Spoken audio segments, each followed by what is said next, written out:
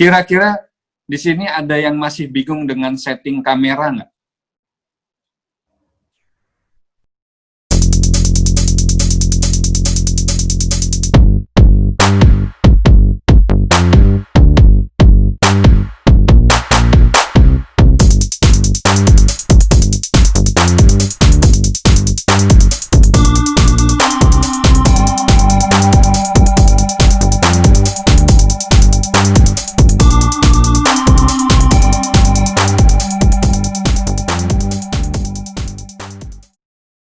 Lanjut, oke. Selamat malam teman-teman semuanya.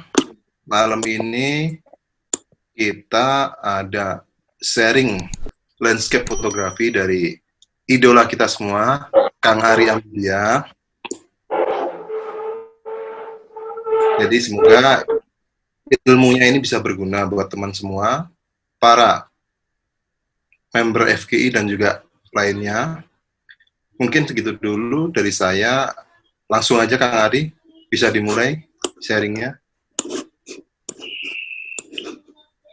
Oke guys, ini kali pertama gua sharing via online, jadi lewat Zoom. Biasanya cuma IG live, terus nggak ada yang serius ini sih. Tapi gua nggak mau bikin ini jadi serius. Jadi malam ini gue pengen sharing, tapi gue nggak mau gue terus yang ngomong, ya. Jadi gue harapin nanti ada interaktif di antara kita, di antara aku, Mas Dante, dan teman-teman. Nanti kalau misalnya teman-teman ada pertanyaan, silahkan ngacung, ya. Kan ada itunya tuh, tanda raise your hands. Nanti mungkin moderatornya atau co-hostnya bisa bantuin siapa yang mau nanya gitu kan. Nanti dipilih, ya. Jadi sekalian nanti saya cerita, ya. Nanti kalau ada yang mau nanya di tengah jalan silahkan, ya. Terus langsung ya, berarti boleh disela ya. Boleh. Nanti setelah saya bilang ada pertanyaan, nah mungkin teman-teman silahkan ada yang mau mengajukan pertanyaan. Kemudian, mungkin rules-nya ini sampai jam berapa? Sampai jam 3 pagi cukup? Jam 5 pagi kayaknya. Oh, oke. Sip. Jadi emang sesuai harapan. Ini rekodnya nanti di-share ya? Pokoknya sampai puas semuanya, tanya-tanya ke Kang Ari lah. Nanti rekodnya di-share ya ini ya? Saya nggak akan banyak share tentang materi teori gitu ya. Jadi karena landscape itu 70% adalah prakteknya sebenarnya. Jadi kalau kita sharing-sharing begini atau di kelas aja yang tatap muka, yang online tuh paling cuma 31% lah serapannya. Sisanya memang harus kita terjun ke lapangan dan praktek. Nah, tapi karena wabah COVID ini di mana-mana, teman-teman. Bukan di tempat saya aja, mungkin di tempat teman-teman, di luar negeri, bahkan di seluruh dunia mengalaminya. Jadi kita sama-sama jaga program kita semua, yaitu stay at home. Jadi saya juga dalam kesempatan ini menghimbau pada teman-teman ya yang udah gatel nge-landscape, gatel motret, tahan dulu gatelnya. Gue juga udah gatel banget ya. Kita kedepankan dulu keselamatan, dan kita juga berdoa mudah-mudahan kita sebagai bangsa bisa keluar dari masalah ini dengan selamat, dengan sehat, ya, dan bisa kembali beraktivitas seperti sedia kala kan. Susah kan saat-saat seperti ini. Tuh. Oke. Jadi sampai sini aja saya rasa ya. Jadi udah ya. Cukup ya Dante ya. Cukup. Ubar lagi dah. Udah ya. Terima kasih. Terima kasih teman-teman. Dah. Ya, sukses. Yang langsung tanya. Oke. Jadi malam ini saya akan sharing sebenarnya tentang landscape fotografi, ya. langsung sesi tanya, bener. Silakan kalau mau nanya nih, ada yang mau nanya langsung, men. Gokil nih. Gue demen kalau di FGI itu belum ini langsung tanya gitu. Terus benar-benar di sini tuh kreatif, inovatif. Beda emang kalau di FGI. Feel like home. Ayo, Feels like home. tanya apa? Lanjut Kang. Lanjut, Oke. Kang. Jadi, gua mau sharing tentang landscape fotografi. Mudah-mudahan di grup ini, Zoom meeting kali ini semuanya suka landscape. Kalau nggak suka juga ikut aja, barangkali ada pengalaman baru. Ya, terus ya saya nggak akan terlalu dalam mengupas tentang landscape ya, karena balik lagi semuanya itu kalau landscape kembali ke spot pada saat praktek. Jadi bentar. Wah, ada. Jadi hari ini saya akan cerita landscape, ya. Tapi sebelumnya saya mau perkenalkan dulu. Mungkin banyak teman-teman yang belum tahu. Wih. Nah, belum tahu kalau sebenarnya Ari Amphibia itu apaan sih gitu. Yang pasti bukan combro atau bukan misro. Jadi saya emang hobi foto ya dari saat saya sekolah dulu, SMP lah, sekitar 15 tahun yang lalu lah SMP. Jadi dimulai waktu berkegiatan di OSIS dulu ya. Mungkin profil saya udah kemarin ada yang ngeliput tuh, Mas Muji kalau nggak salah. Ya. Jadi emang dari SMP saya udah dulu coba-coba motret ya, terus SMA juga selalu saya senangnya jadi seksi dokumentasi, motretin temen, liputan sekolah gitu, liputan event di sekolah gitu. Nah, selesai SMA, kuliah saya vakum ya. Terakhir tahun 2008 saya mulai aktif lagi karena ketemu sama teman-teman zaman SMP dulu ya kan, yang seneng traveling, pecinta alam semua sih, seneng naik gunung mereka. Jadi mulai lagi ketemu mereka, mulai hot lagi. Dan jeleknya saya kalau udah kenal hobi, saya nggak bisa setengah-setengah. Jadi gua harus sampai nyemplung basah. Nah, jadi saya emang pas ketemu teman-teman itu emang senengnya landscape. Tapi liputan masih saya kerjain sampai sekarang. Nah, landscape, tapi selain landscape ya, yang lainnya juga saya suka. Sekarang malah belakangan suka street, suka foto apa aja, toys juga suka.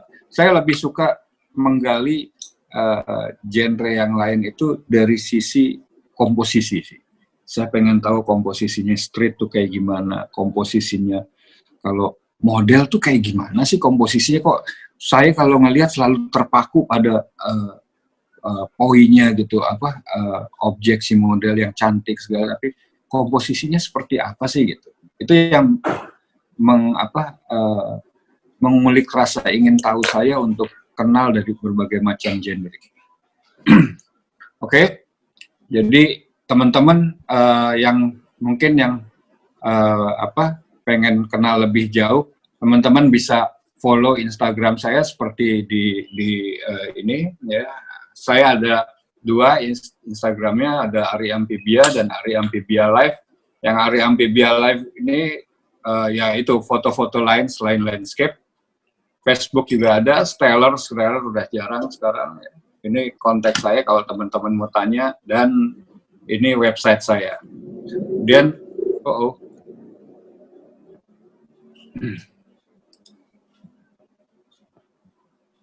Oke.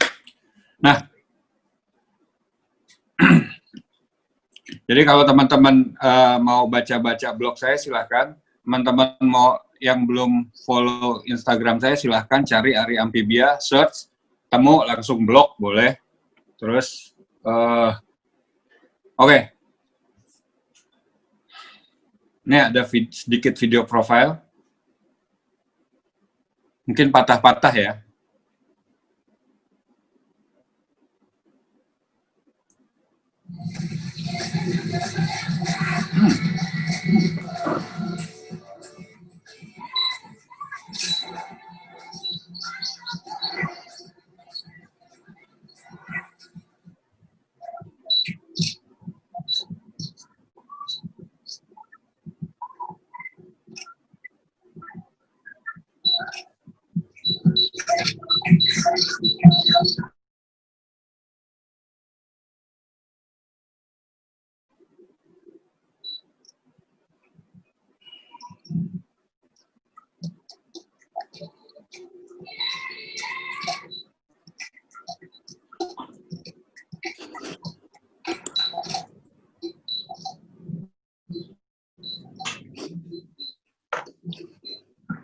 Kaosnya sama ya, Bay?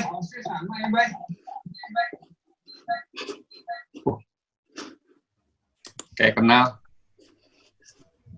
Oke, jadi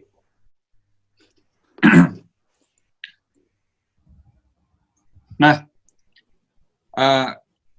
itu sedikit profil saya. Ya. Gue masuk ke pembahasan. Ya. Jadi memang sebenarnya teoritis dan klasik banget. Jadi kunci utama supaya kita lebih mudah mendalami landscape ya, tentunya yang pertama adalah penguasaan alat dan teknis foto. Ya. Penguasaan alat dan teknis foto. Kemudian bertanya lah dan diskusi dengan teman lain. Ini kita di sini bagus banget, udah ada wadah FGI ya, apalagi ada subnya landscape. Sebenarnya kan di situ bisa teman-teman bisa jadikan media untuk diskusi, saling bertanya. Ya. Kemudian yang ketiga, terus latihan terus dan terus, karena itulah kuncinya gitu.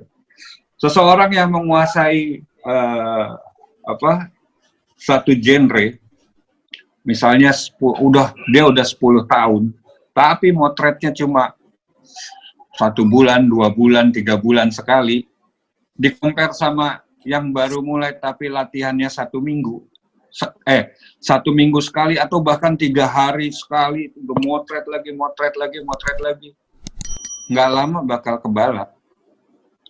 Kemudian teman-teman juga saya harapin sering mencari referensi foto, ya. Foto-foto lain di luar platform yang teman-teman suka. Misalnya, biasa gue lihat Instagram. Ya. Nah, coba sekarang jangan lihat Instagram. Apa sih perbedaannya foto-foto di Instagram sama di kalau sekarang ada Google ya, nggak usah buka buku lagi, cari di situ referensi foto-foto landscape luar negeri itu macam apa sih gitu. Nah, penguasaan alat dan teknis foto. Jadi satu hal yang ini biasanya teman-teman atau seseorang itu tergantung banget sama gears. Ya. Kalau buat saya, ya, gears itu cuma alat bantu sebenarnya. Ya. Mau kamera tipe apa aja, ya. Mau pakai lensa kit pun, tapi kita tahu apa yang harus kita lakukan dengan alat itu dan kita kenal, ya, maka insya Allah semuanya akan berjalan lancar, terutama motretnya. Nah, lensa apa sih yang kira-kira cocok buat landscape? Lensa kit juga oke kalau teman-teman masih belum beranjak ke lensa wide atau medium atau tele. Lensa wide juga masih oke. Ya. Lensa wide itu apa contohnya? 1545, 1650, 1855 kalau Fujifilm. Mudah-mudahan teman-teman di sini yang ikut kalau ada yang di luar Fuji, mungkin sama ya, itunya 1855 ada. Nah, 1545, 1650 ini, ya, ini bukan lensa kit kacangan sih. Nah, kenapa bukan kacangan?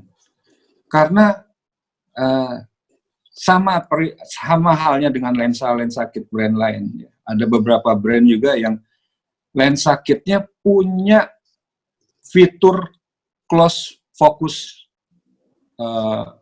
atau macro feature. 1650 punya close focus sampai dengan 7,5 cm. 1545 punya close focus sampai 5 cm. Apalagi yang seri kedua itu lebih bagus lagi. Kenapa saya suka kadang-kadang landscape pakai lensa kit 1545 atau 1650 dengan fitur makro atau close distance? Karena pakai lensa itu saya nggak akan kehabisan foreground. Saya nggak akan kehabisan objek foto. Objek sekecil, misalnya let's say sekecil kerang, itu bisa menjadi hal yang unik. Bisa menjadi poi. Ya. Di saat kita bingung cari poi, misalnya kita datang nih ke pantai, gitu ya. Pantainya pasir putih semua, nggak ada foreground. Kadang-kadang lihat teman-teman tuh sering narikin kayu untuk foreground gitu. Tapi kalau pakai 1650 kita cari foreground yang kecil aja, terus kita foto dari dekat seolah-olah objeknya itu gede banget karena dekat sama bibir lensa. Jadi sesuatu yang lain perspektifnya, ya. Sesuatu yang ternyata bagus loh kalau difoto. Nah, jadi kalau teman-teman belum punya lensa wide, nggak usah berkecil hati. Pakai lensa kit, oke. Tapi kalau ada budget lebih, silakan. 10-24, 16 mili, 14 mili fix, atau 8-16 bisa jadi pilihan. Bisa jadi pilihan. Saya favorit dulu 10-24, tapi udah ada 8-16, luar biasa sih 8-16. Oke, jadi kamera itu hanya media. Balik lagi ke orangnya. Nah, teknis foto tentunya sebenarnya kalau landscape nih cuma ada dua sih. Ya, cuma ada dua. Biasanya main-mainnya nih untuk awal-awal tuh ada dua. Long shutter, slow speed orang nyebutnya, ya, atau fast speed atau normal speed. Kadang-kadang yang normal speed nggak usah pakai tripod, kita cepret, jadi. Ya. Kalau udah low light segala kita butuh tripod, udah main slow shutter. Kalau mau main motion air, pilihannya ya normal shutter atau slow speed yang nggak terlalu slow lah, 1/4, 1/6. Gitu. Atau super long exposure. Nah, kemudian bertanya dan diskusi dengan teman lain. Ya. Jadi seperti saya bilang tadi,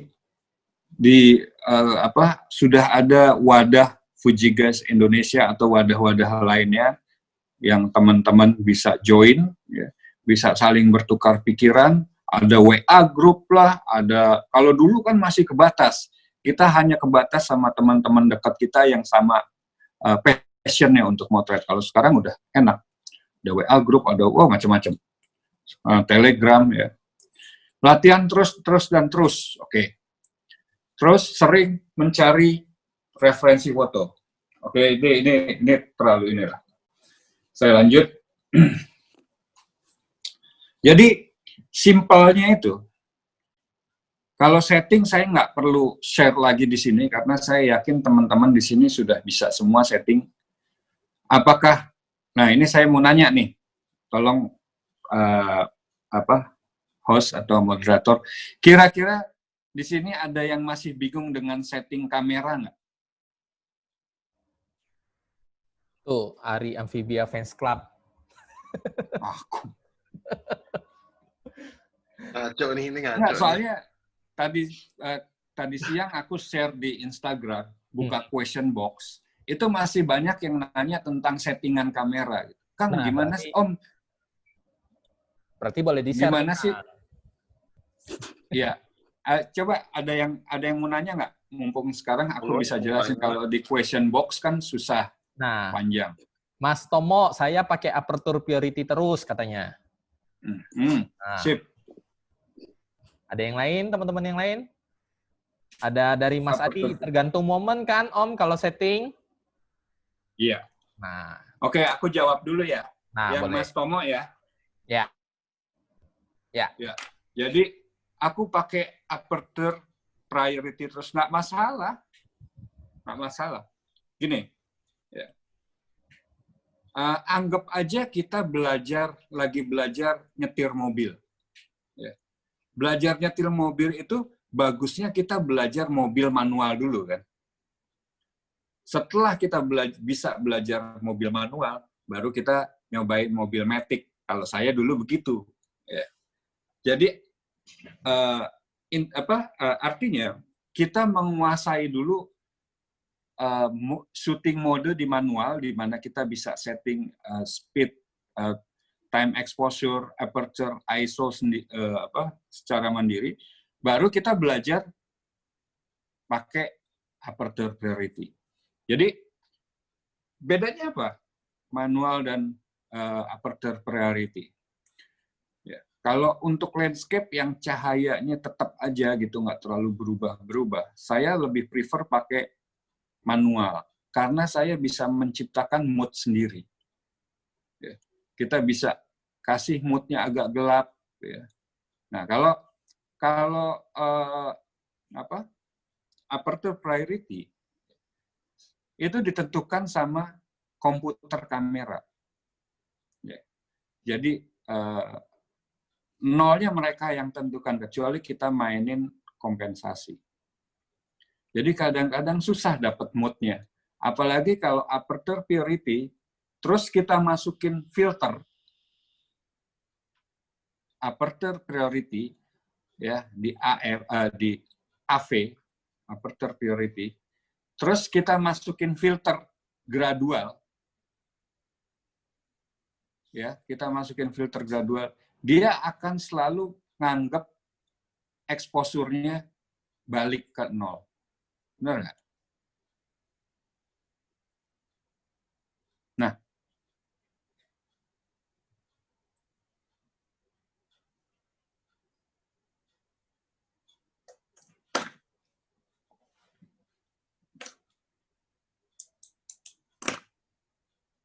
tes, ada suaranya, Bro?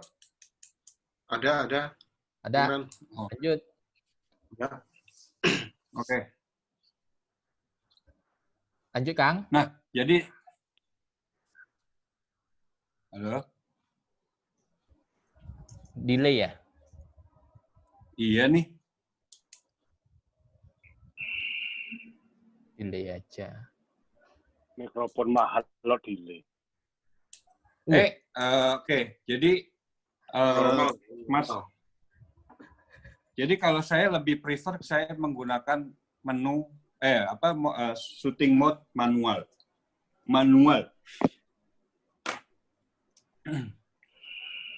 Lagian kalau ada yang tanya lagi. Apa? Oh, ini belum selesai ya penjelasannya. Oh ya, silakan. Ada yang nanya lagi? Tuh dari Ini putus-putus nih gua, Bro. Suara aku putus-putus juga, Kang? Suaranya Kang Ari lancar tuh, nggak putus-putus? Iya. Suaraku putus nggak, Kang? Lancar. Suaranya Mas Mulyadi nggak aman. Aman. Kayaknya jaringan ke Kang Arinya. Kayaknya buka dua tuh kali, Kang. Iya, aku buka 2 emang. Iya, kayaknya karena buka dua tuh kali ya. Buka 2 jadi delay. Habis nggak dari bisa. Ari Amphibia Fans Club. Gimana menentukan shutter speed motion air, Kang? 2 detik, 5 detik, 10 detik? Iya. Oke. Jadi, jadi gini,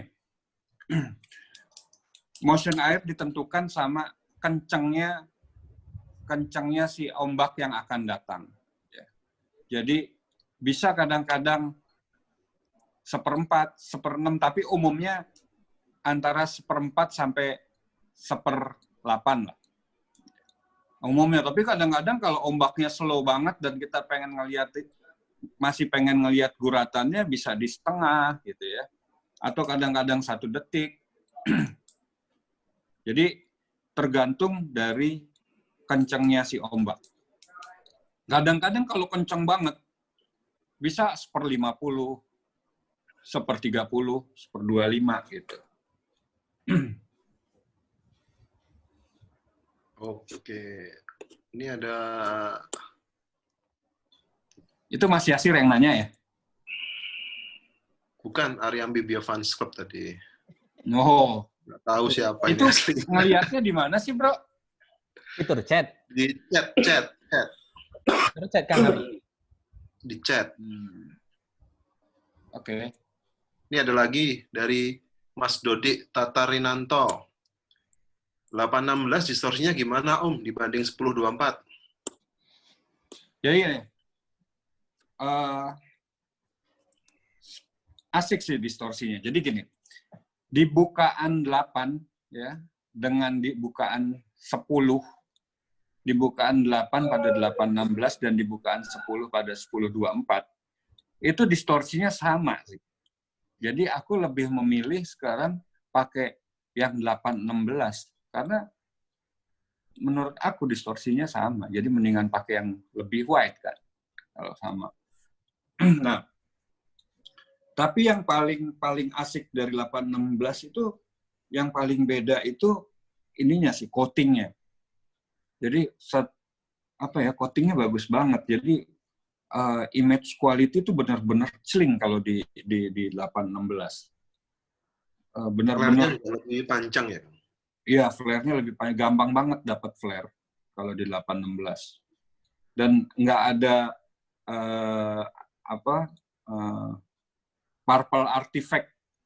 Tahu nggak? Kalau di 1024 flare-nya tuh kadang-kadang ada purple artifact-nya. Nah, kalau di 816 tuh minim gitu, nggak ada lah boleh dibilang. Kalau color cast. Nah, color cast dari apa nih? Dari lensanya berarti, lensa 816. Wah, 816 tuh color production-nya sama dengan 1655 dan 50-140. Itu sama tuh. Red badge tuh 50-140, 1655, 816 tuh color production-nya sama. Warnanya hampir sama. Yang agak beda tuh 100-400. Oke. Lanjut ya. Ada yang nanya lagi? Ada. Ini dari Mbak, siapa ini? Mbak Enggar ya? Aku kalau moto batu warna hitam, terus ku angkat tuh shadow kadang ada warna ungu. Itu namanya chromatic aberration ya?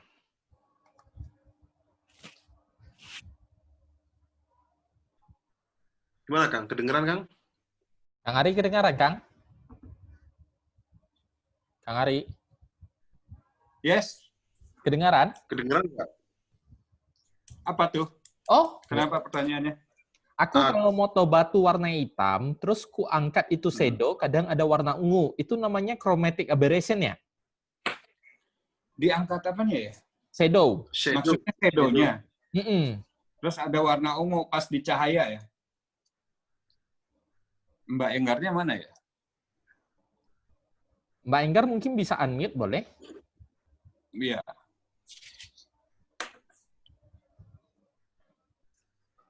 Jadi biasanya warna ungu itu timbul ya kalau misalnya kita front light banget, ya. Front light banget. Terus kadang-kadang itu dia kayak ada purple artifact ya. Jadi ungu tuh bulat gitu. Pernah nggak? Dante pernah dong? Pernah. ngerasain. Nah, itu kadang-kadang ada purple artifact. Kalau chromatic aberration untuk lensa Fujinon udah kayaknya bagus, nggak chromatic aberration-nya nggak ini.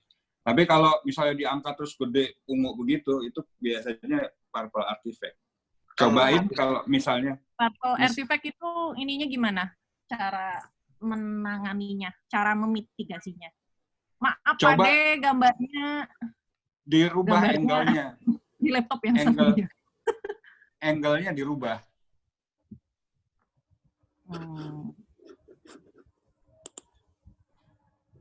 Guys.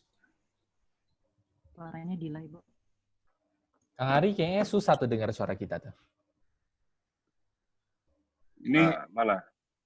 Wi-Fi gua parah nih. Rasaku sih karena Kang Ari masuk 2 akun tadi, Kang. Enggak, memang internetnya beli yang murahan dia. Smart Nah, media ini aku kayaknya. pakai kuota ini. Kuota. Smart media kayak seseorang. Kayak kemarin enggak aja. Iya. Yang kemarin Itu ada yang protes mulu tuh. Tahu kemarin juga protes. Kemarin lebih delay lagi itu seseorang. Ini lagi lancar nih. Wih, ada Mas Pujo loh.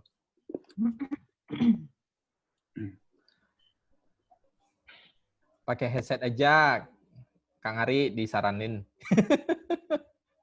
Ini Mbak Enggar udah dijelasin sama Om Gatu kan ini. Iya sih, enaknya Kalau pakai gambar ya Mas ungu Dante. hijau di pinggir namanya chromatic aberration, kalau di tengah-tengah namanya noise, color noise. Berarti itu warnanya bener-bener ini ya, maksudnya kelihatannya warna ungu sama hijau gitu ya? Ya, biasanya kalau shadow diangkat kan hasilnya kayak gitu emang. Itu bukannya halo ya? Kalau shadow diangkat tuh, jadi kan kondisinya terlalu highlight sama shadow-nya tuh kontras banget tuh. Terus Itu di tapi pinggir. shadow-nya Kalau- dinaikin. Jadi kayak ada halo-halo gitu loh di pinggir-pinggir, misalkan pinggir karang gitu loh. Nah, itu bukan maksudnya. Kadang suka kebalik-balik nih istilah kalau udah masuk di DI-nya sih. Itu gimana Iya, ya? itu halo, Mbak. Itu chromatic aberration, Mbak. Kalau halo Oh. itu biasanya putih. Karena over sharpness itu ada halo effect. Tapi Oh, gitu. kalau sebelah kanan ungu, sebelah kiri hijau itu chromatic aberration. Kalau tes Nah, ini aku lihat dari ini aja, dari chat tanya aja lagi deh. dong. Kalau ya nah terus kalau purple fringing-nya udah terlanjur kita bawa ke rumah nih file RAW-nya, ternyata begitu dinaikin purple fringing-nya masih tetap ada. Itu ini post purple pro-nya fringing gimana beda ya? lagi loh. Enggak, ini emang Mbak Enggar. topiknya di purple fringing.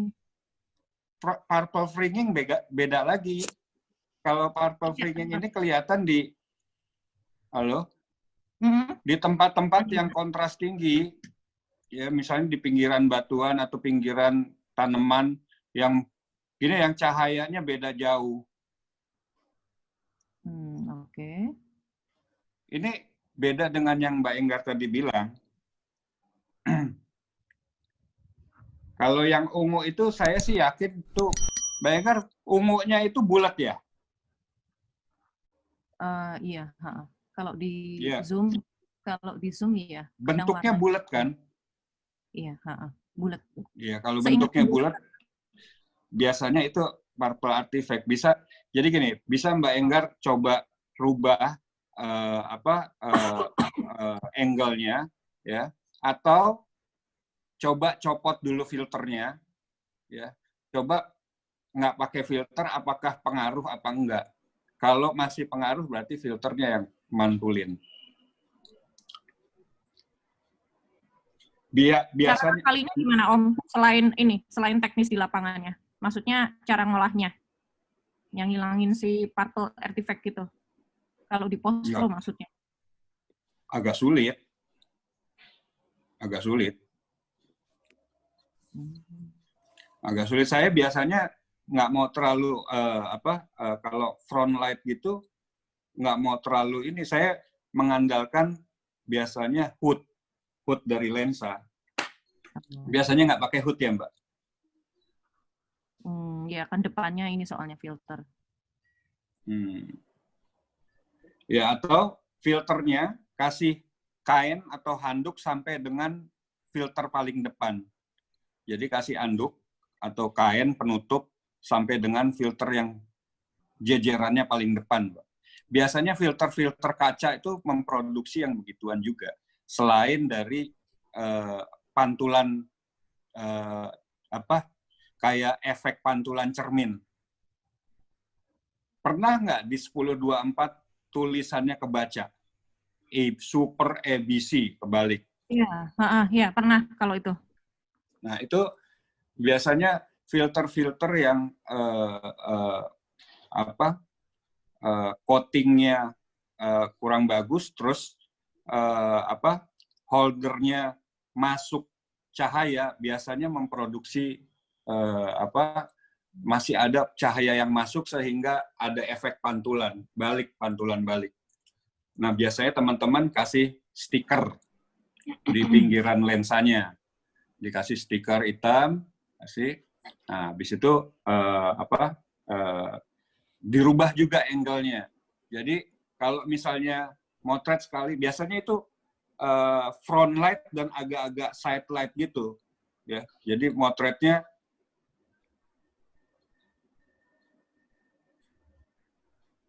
Jadi terus ya, ulang lagi nih.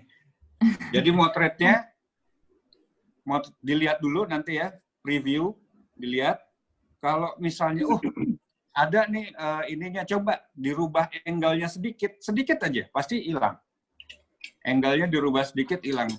Saya nggak ngerti, memang ada pengaruhnya efek dari filter kaca.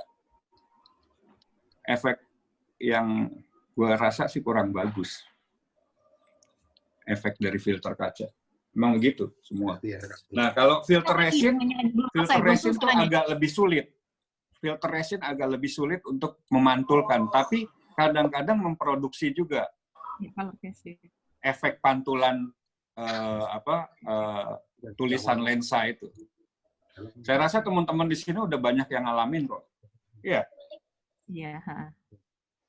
Nah, caranya itu rubah angle-nya sedikit. Kang Ari. Nah, sering Om tuh. Sering kan ada yang komen. Kang Ari. Nah, kalau yang purple artifact itu, balik lagi ke purple artifact itu Om. Misalkan abis moto tuh, caranya kita tahu purple artifact gimana? Kadang kan kita zoom gitu kan di LCD nggak kelihatan gitu loh. Kelihatannya baru nanti setelah dia pindah ke laptop gitu. Iya. Itu gimana ya? Iya. Nggak dengar Kang Arinya. Gini aja deh, Kang Ari. Kita selesaikan dulu slide-nya biar nanti akun yang ini bisa exit dari meeting ini. Jadi kita langsung tanya jawab gimana, Kang? Iya. Oke, terus kita lanjut presentasi dari Kang Ari dulu ya. Jadi nanti biar ini akun kedua Kang Ari kan bisa exit dari Zoom, mungkin bisa lebih lancar gitu loh. Ya. Sekarang kita lanjut dulu ya. Iya. Your internet connection is unstable. Nah, itu kayaknya dua akun Kang Ari. Iya. Besok disumbang deh. Nih. Istriku juga lagi Zoom meeting sama kantor. Oh alah. Perhatikan. Oke ya. Jadi itu tadi teori-teorinya. Ya, teori-teorinya. Sekarang ceritanya kita mau langsung terjun ke lapangan. Oh iya, terima kasih mau dibeliin paket. Ya, jadi kita terjun langsung ke lapangan. Ya. Jadi yang pertama kita datang ke spot, kadang-kadang saya suka, kalau saya hunting bareng sama teman-teman gitu ya, sama teman-teman yang misalnya explore kemana, saya suka ini aja, datang ke spot, teman-teman langsung nyebar terus motret apa yang ini. Tapi ada satu hal sih yang dilupain. Ini dari beberapa kali saya ikut event Explore Fujifilm, ada satu sih yang dilupain, yaitu teman-teman nggak yang ikut waktu itu pada saat itu jarang ada yang ngelihat lighting, cahaya yang datang dari arah mana atau jatuh di sebelah mana. Jadi asik ngelihat datang ke spot, misalnya ke Sawarna, asik ngelihat spotnya Tanjung Layar gitu, tanpa memperhatikan ambience cahaya yang jatuh di mana. Apakah di batu yang di depan kita ataukah yang di mana, ya. Sehingga untuk membuat komposisi foreground background, kayaknya foregroundnya semuanya agak mati gitu, nggak ada dimensi, karena nggak ada cahaya. Nah, besok-besok kalau hunting lagi atau mau hunting sendiri-sendiri, teman-teman bisa perhatiin cahaya yang jatuh pada saat datang ke spot. Nah, untuk mensurvei cahaya itu jatuh di mana, ada di site light-nya ada di mana. Teman-teman nggak bisa datang ke spot, misalnya mau memotret sunset. Datangnya jam 5 atau setengah 5. Ya menurut aku agak-agak risky gitu, agak-agak rush. Jadi agak-agak buru-buru. Walaupun sebenarnya masih panjang waktunya. Buru-burunya kenapa? Karena kita nggak punya waktu untuk survei ya, di mana highlight-nya jatuh, di mana sinarnya jatuh. Jadi kadang kita harus datang jauh lebih awal. Mungkin kalau saya lebih senang kalau saya trip sendiri gitu ya, atau hunting sendiri. Saya lebih suka datang ke spot itu jam 2:30, jam 3 saya udah di situ. Jadi emang awal saya datang situ, saya nggak percaya dengan aplikasi karena ada beberapa aplikasi juga yang bisa menentukan datangnya cahaya. Betul gitu ya, Dante ya? Iya sih. Jadi ada beberapa aplikasi ya. Jadi nanti kita share aplikasinya. Nah, saya nggak percaya. Jadi saya lebih senang untuk datang sendiri, ya, menyaksikan di mana jatuhnya cahaya. Oh, di sebelah sini. Oh, di sebelah sana. Berarti saya datang saya samperin tuh lighting yang misalnya jatuh di atas batu. Saya samperin di situ, baru saya kompo atau ambil angle di tempat cahayanya itu jatuh. Jadi bukan saya tertarik sama poinnya dulu, tapi saya berusaha untuk membuat dimensi untuk foreground-nya dulu. Di situ udah terbentuk, baru saya pas-pasin nih komposisinya ke poin. Dan contohnya. Nah, jadi menentukan angle, oke.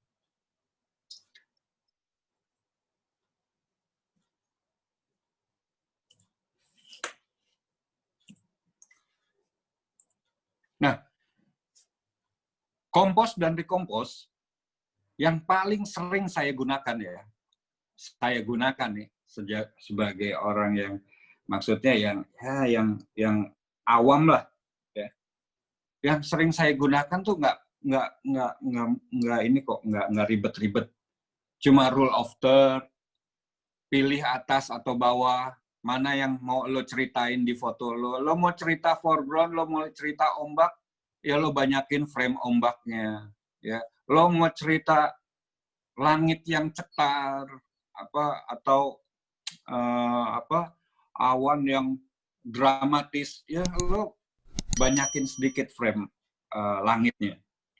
Terus main-main garis imajiner itu kan bisa diagonal, leading line, wah macam-macam. Nggak usah gue ini pada udah tahu lah baca dari Google kali ya. Terus yang paling gampang juga permainan foreground background. Foreground background ini umum banget dan gampang banget ya. Kalau kita bisa temuin di Instagram tuh gampang banget. Banyak banget semua rata-rata mainnya foreground background. Kemudian ini sih saya ngimbau sama teman-teman kalau bisa jangan terjebak di satu format. Ya. Jadi kalau saya lihat di Instagram semuanya formatnya portrait. 4x5 semuanya. Kadang-kadang ada komposisi yang nggak pas untuk dijadiin portrait. Kelihatannya foto tuh jadi sempit gitu. Jadi ada komposisi-komposisi tertentu yang emang nggak pas nih kalau dijadiin portrait. Emang cocoknya landscape. Dan landscape itu hakikahnya itu emang landscape formatnya. Bukan portrait tadinya, cuma karena ada Instagram ya dengan format yang mereka ciptakan, jadi orang-orang terbawa untuk selalu membuat komposisi 4:5. Nah, itu membiasakan diri posting, wah, ini kenapa nih? Unstable lagi nih. Membiasakan diri untuk posting 4:5 itu lama-lama akan mengacaukan mindset kita terhadap komposisi suatu foto gitu, suatu gambar. Hal yang nggak pantas dibikin portrait, dipotretin. Padahal nggak gampang loh motret komposisi portrait untuk landscape fotografi. Gitu. Jadi jangan terpaku pada satu format aja. Coba teman-teman kalau di Fuji ada format 16:9, 4x3, atau bahkan 1:1. Cobain semuanya, mana yang lebih pas dengan komposisinya. Tapi better itu enggak selalu semuanya diterjemahkan dalam komposisi 4:5. Ya. Oke. Kok ini ada lagi nih?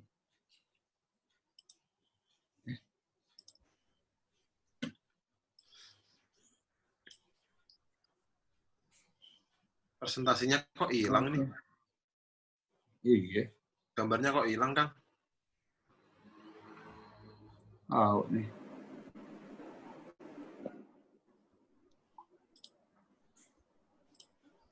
Ada yang seneng tuh. Pak Gatot seneng banget ya. Nah, Wah, gaptek nih. keluar lagi.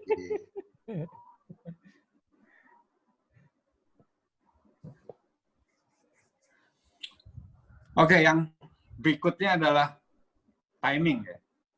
Jadi dengar ya suaranya. Jadi Dengar. hal yang menentukan dan faktor X yang banyak menentukan landscaper itu cuma satu. Timing atau cuaca juga bisa, timing juga bisa. Jadi kadang-kadang datang ke satu spot nggak pas. Oh, tide-nya tinggi. Oh, datang ke spot ini yang harusnya bisa motret di tide segini, kita salah. Itu kenapa ada foto gua di situ ya? Oke, terus datang ke satu spot, sampai sana hujan. Datang satu spot, gue mau motret Milky Way, ternyata Milky Way-nya nggak ada. Ternyata pas bulan terang.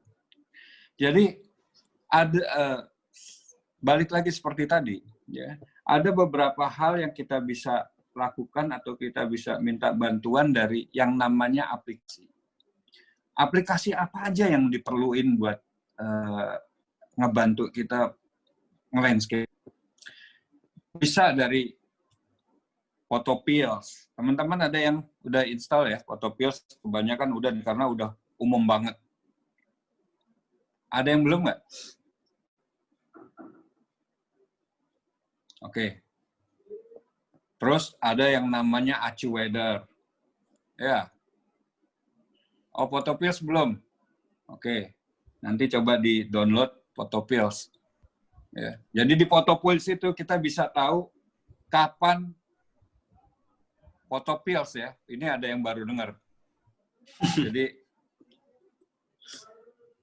Photopills itu kita bisa tahu Milky Way-nya jam berapa, posisinya ada di mana, hanya dengan handphonenya di keatasin begini, dicari posisi Milky Way-nya di mana, ya, jam berapa, ya kan, posisinya di mana, arahnya di mana, kepalanya di mana, kakinya di mana, itu bisa kita detect semua. Terus teman-teman bisa dibantu dengan aplikasi yang namanya Tide Chart, ya, menentukan gelombang pasang untuk satu daerah tertentu. Misalnya, gua kalau ke Sawarna, gua pengen tahu kalau ombak di Karang Taraje bisa melewati karangnya itu kapan gitu. Oh, ternyata gua harus cari yang sampai plus 2 meter ombaknya. Tapi tergantung lagi sama arah kencengnya angin. Ya. Jadi aplikasi-aplikasi itu membantu banget buat kita mau nge-landscape. Ya, membantu banget. Nah, kalau teman-teman datang ke satu spot, wah ternyata gua sesuai Photopills katanya malam ini ada Milky Way. Tapi ternyata nggak ada. Kenapa? Ya mungkin yang nggak bisa diprediksi sama aplikasi adalah datangnya kabut. Datangnya awan nggak bisa mereka prediksi, nggak bisa si aplikasi prediksi. Jadi kalau teman-teman ngelihat, wah ternyata udah awan putih semua, nggak ada angin, ya, nggak ada hembusan angin, kayaknya nunggunya sia-sia. Jadi mendingan tidur aja. Oke, jadi itu timing ya. Saya ini bisa dibantu sama aplikasi yang teman-teman nanti download di ini. Nanti saya akan share di chat atau Mas Dante bisa dibantu spellingnya Photopills kayak gimana? Oke, siap. Kayaknya rata-rata udah terus tahu deh. Tide chart kayak gimana? Tide chart juga penting ya.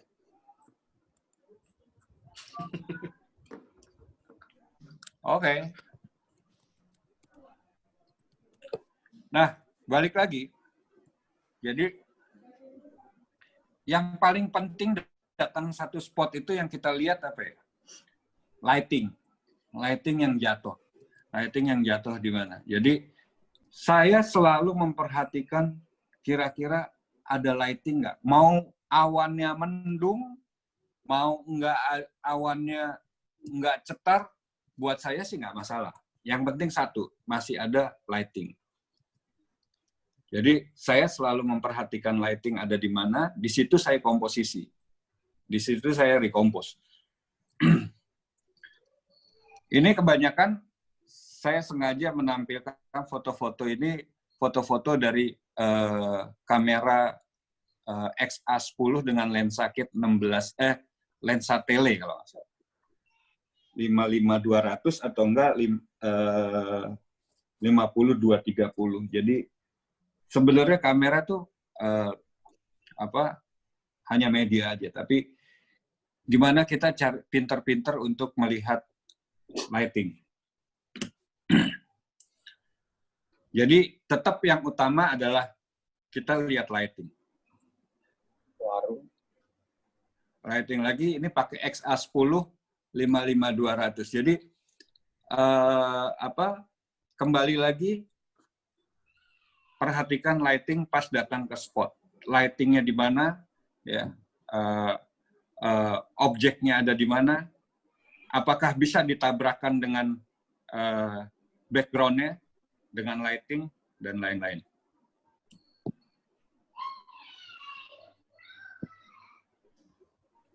Jadi, lighting is everything.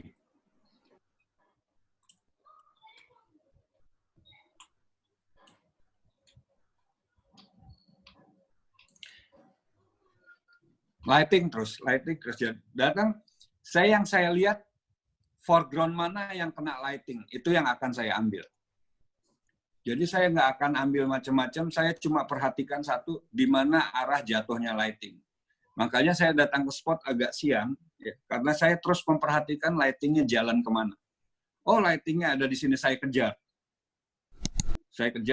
Oh datangnya ada di depan. Saya kejar, bikin low angle, supaya dekat ke arah lighting, agar foreground-nya bisa ada dimensinya.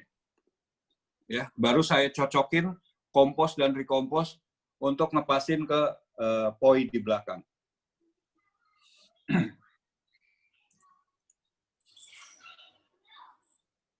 XA10 lagi. Malam pun yang saya perhatikan cuma satu, lighting. Jadi bikin foto ini JPEG dari kamera XA10 1650 lensanya. Ya. Jadi yang pertama saya perhatikan, ya, cuma di mana arahnya lighting. Waktu itu dari bulan. Jadi sebelum saya pergi ke Bromo, ya, saya udah lihat dulu.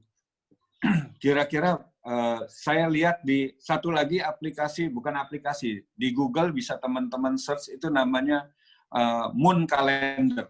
Moon Calendar, jadi kalender bulan. Nah, kalender bulan itu ada bulan mati, terus berjalan sampai bulannya full. Nah, bulan mati atau bulan full itu kira-kira 2 atau 3 hari itu bulannya membentuk bentuk sepertiga bulan. Saya lebih suka untuk foto night shot pada saat-saat bulan itu dibanding harus bulan mati. Karena kalau bulan mati, memang bintangnya terang, tapi foreground-nya gelap. Kadang-kadang kita sampai bantu naikin shadow. Kamera apapun, kalau naikin shadow malam itu, wah, berat banget, pasti noise, kecuali GFX 100. Nah, ini ada yang nanya nih, bulan mati itu bagaimana, Om? Nah, bulan mati itu artinya 1 bulan sekali, itu biasanya tuh kalau di kalender Islam tuh ada bulan baru. Jadi bulan baru itu bulan nggak ada. Tadinya purnama, terus kecil hilang. Nah itu bulan mati. Terus timbul lagi bulan baru sampai purnama lagi, 2 minggu jaraknya. Dari purnama kebalik lagi ke bulan mati 2 minggu lagi. Nah saat yang tepat untuk motret Milky Way itu setelah bulan mati 3 hari atau sebaiknya setelah bulan mati 3 hari. Jadi bentuknya itu masih sepertiga. Kenapa? Karena masih ada cahaya bulan yang menerangi foreground. Walaupun cahayanya nggak ambil long exposure. Ya. Semua detail atau cahaya yang ada di yang terpantul di satu benda akan terserap sama sensor kamera. Nah, ini pakai 1650 dengan lens kamera XA10. Nah, ini settingnya kalau nggak salah selama 40 menit. 40 menit ISO 100, f-nya 3,5 kalau nggak salah kalau lensa itu. Nggak diangkat, shadow-nya nggak perlu diangkat karena saya perhatikan bulan yang ada di belakang. Di belakang saya motret itu ada bulan sepertiga. Bulan sepertiga. Oke, ini ada yang nanya. Emang 40 menit, apa tadi pertanyaannya? Hilang tuh. Emang 40 menit baterai kameranya nggak habis, Om? Oh, enggak, selama waktu ngambil foto ini tuh saya masih sisa, masih banyak kok. Paling 1 strip habisnya. Aman. Yang ngeborosin baterai itu kalau kita sering mainin titik autofocus. Mainin autofocus. Cepet banget baterainya habis. Jadi kalau teman-teman nanti bikin time lapse ya dari Milky Way ya, usahakan fokusnya itu manual aja. Kalau motret begini kan fokusnya cuma sekali cenit, tapi ini nggak bakal cenit. Ini juga waktu itu manual fokus karena kamera XA10 itu kan lemot banget ya, karena itu low entry. Jadi saya switch fokusnya di manual. Tapi kalau teman-teman pakai XT2, X Pro 2, XH1, XT3, X Pro 3, atau XT4, itu teman-teman cukup fokus ke 1 bintang, ya, itu langsung ngunci fokusnya. Jadi teman-teman kecilin kotak fokusnya, ya, terus motret ke terus fokusin ke 1 bintang, ya, terus tekan setengah dia ngunci, asal ada kontras warna aja, kontras cahaya aja, ada gelap terang. Jadi kayaknya saya belum lihat di kamera lain, cuma kamera XT2, XT3, X Pro 2, XH1, XT4, X Pro 3 yang bisa fokus di 1 titik 1 bintang. Itu dimulai dari XT2. Pokoknya generasi XT2 ke atas. Tapi XT yang 1 digit ya. Kalau XT 2 digit nggak bisa. XT30 nggak bisa, XT20 apalagi nggak bisa. Jadi teman-teman yang punya XT3 ya atau X Pro 2, XT2 itu berbahagialah karena teman-teman bisa motret Milky Way tanpa merubah jadi manual fokus. Cukup autofokus, fokusin ke bintang, langsung snit bunyi dia. Fokus udah kunci di situ. Nah, kalau yang di bawah itu belum ada yang bisa. Dan saya juga belum lihat dari kamera-kamera lain yang bisa begitu. Satu lagi, GFX 100 sudah bisa. Nah, XA7 nggak bisa, bro. Ada yang nanya nggak? Sampai sini ada yang nanya nggak? Tadi ada yang tanya, Kang. Apa? Tadi ada yang tanya. Jadi posisi bulannya tuh yang bagus di mana waktu posisi moto di belakang kita atau di samping kita? Biar dapat foto startil kayak punya Om Ari. Kalau foto yang startil saya itu agak sebelah kiri, jadi di belakang posisi saya berdiri agak sebelah kiri ke depan. Jadi memang jangan pas di star trail di Milky Way-nya di pusat putarannya, kalau itu udah susah banget. Jadi pas ada di belakang. Tapi biasanya untuk bulan-bulan sepertiga itu dia posisinya nggak bareng sama si Milky Way. Tapi kalau bulan penuh tuh biasanya bareng. Jadi nggak bisa kalau bulan penuh motret Milky Way. Oke, ada yang nanya lagi? Ini mumpung lancar nih Wi-Fi-nya. Mungkin nggak ada gatu kali ya? Jadi lancar nih. Masih dengerin tuh. Iya. Oh, masih ya? Itu mana nih Om Gatu? Lagi nyender main HP itu. Oke, kalau nggak ada yang nanya lagi, saya lanjut. Ya. Jadi, memang balik lagi, pohonnya terang banget. Nah, ini pohonnya terang banget. Jadi ini waktu itu saya kalau nggak salah ini pada saat explore Bromo ya, saya lupa kerja sama dealer siapa waktu itu kalau nggak salah, lupa saya. Tapi ini saya waktu itu rame-rame ya, ada 30 orang kalau nggak salah, atau berapa puluh orang lah motret di sini ya. Tapi saya lihat mereka semua ini kan ini tahu ya posisi pohon ini sekarang udah tumbang ada di Bromo nih ya. Nah, di pohon ini tuh deket banget sama jalanan orang lewat, maksudnya jeep yang lewat. Nah, jadi pinter-pinteran kita untuk menentukan cahaya, ini balik lagi, cahaya itu masuk ke pohon. Jadi cahaya ini dari jeep yang lewat. Jadi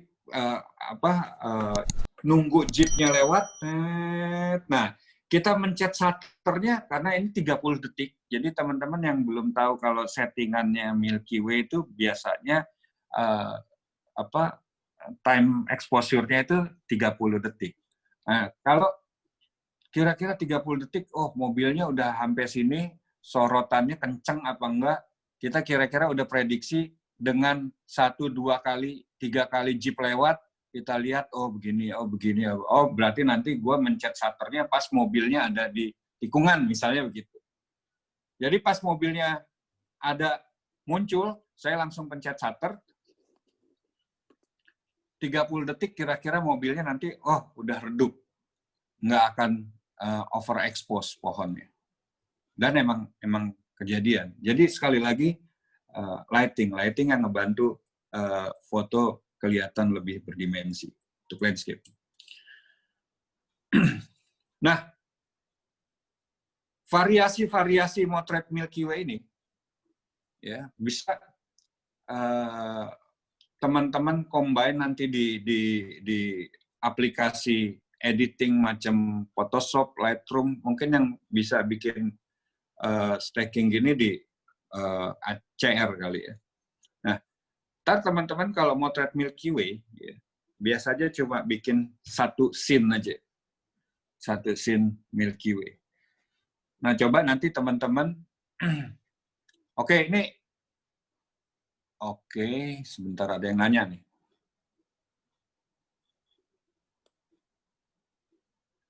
Oke, itu tebingnya terang juga kayak pakai flash. Ya. Oke, nanti saya jelasin. Jadi, foto ini stacking dari kurang lebih 6 foto. 6 foto, saya stacking, terus saya gabungin dengan hanya satu klik di ACR. Adobe Camera Raw. Teman-teman familiar nggak dengan Adobe Camera Raw? Ya. Jadi satu klik, jadi fotonya dimasukin 6 foto Milky Way itu ya dari ujung sebelah sini. Misalnya ini 1 frame, 2 frame, 3 frame, 4 frame, 5, 6 frame. 6-6-nya kita masukin ke ACR, Adobe Camera Raw, pilih, terus kemudian di select all, terus tinggal klik kanan, merge to panorama. Udah, langsung bikin, dia bikin foto format panorama, terus kita tinggal crop pinggir-pinggirnya. Dia yang adjust sendiri, asalkan tripod yang teman gunakan presisi. Jadi di tripod tuh ya, di tripod itu ada di ball head-nya itu kadang-kadang ada tulisan 0, 15, 20 gitu ya. Sering merhatiin nggak? Saya ambil contohnya.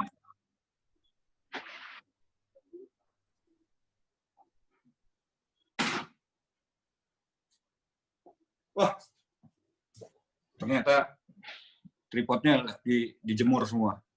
Jadi di ball head itu ada tulisan 0, 15, 25, sekian. Jadi kita patokan misalnya diambil dari sisi yang sebelah ujung, ya, misalnya di 0, terus kita geser ball head-nya, ya, ball head-nya di misalnya 25, terus naik lagi 50, ini misalnya aja. ya, bukan dijadikan angka patokan 50, 75 ya gitu seterusnya lah. Udah dengan posisi yang tidak berubah. Memang ada tripod khusus untuk stitching. Tapi kalau nggak bisa, saya juga nggak punya. Tapi saya bikin supaya rata. Dan bisa pakai ball head itu aja kira-kira. Cuma memang nge-cropnya nanti agak banyak. Nah, untuk bebas dari cropping, teman-teman bisa gunain lensa yang agak wide. Ini saya pakai 10-24, tapi bukan di bukaan 10, karena kalau 10 terlalu lebar. Nah, terus, saya ke pertanyaan tadi, mana sih nih caranya? Apa, Mas Dante, pertanyaannya tadi? Itu tebingnya bisa terang, kayak pakai flash ya, Kang? Iya, memang polusi cahaya di sana ini kan di mana namanya di Pulau Sabu. Di sana tuh gelap banget, bukan gelap banget. Polusi cahayanya nggak ada dan ada bulan. Balik lagi ada bulan. Jadi saya datang ke sana itu saya udah prediksi, oh saya mau datangnya tanggal sekian. Tanggal sekian itu pas bulannya sepertiga. Balik lagi ada bulan. Jadi ini saya angkat shadownya, tapi nggak terlalu banyak, karena dia basicnya udah terang. Terus, di sini, batu keseimbangan yang 3 ini, ya, namanya batu keseimbangan, ini saya sorot pakai light painting, pakai center. Kemudian, 6 frame itu rata-rata, bukan rata-rata, sudah pasti semuanya 30 detikan. F4. ISO-nya 3200. Jadi teman-teman yang gimana sih settingannya Milky Way? Ya, settingan Milky Way itu kalau pakai lensa 10-24, setting Milky Way itu biasanya 30 detik, F-nya F4, ya. Terus ISO-nya biasanya 3200. Biasanya, ya. Kalau teman-teman, Om, gua punyanya lensa yang f/28, yang f/28. F/28 itu biasanya tetap sama settingnya 30 detik, F-nya 28, ISO-nya berkisar antara biasanya tuh 1600 sampai 2500, tergantung dari cahayanya si bintang, karena lensa-lensa f/28 tuh nyerap cahayanya lebih bagus. Kadang-kadang f1000 aja dia 1200, 1000 udah terang. Kemudian kalau pakai f1.4 kayak 16 mili foto yang tadi, ini kan pakai lensa 16 mili f1.4. Itu cuma ISO-nya cuma 800. Nah, ini ada yang nanya lagi nih, cuy.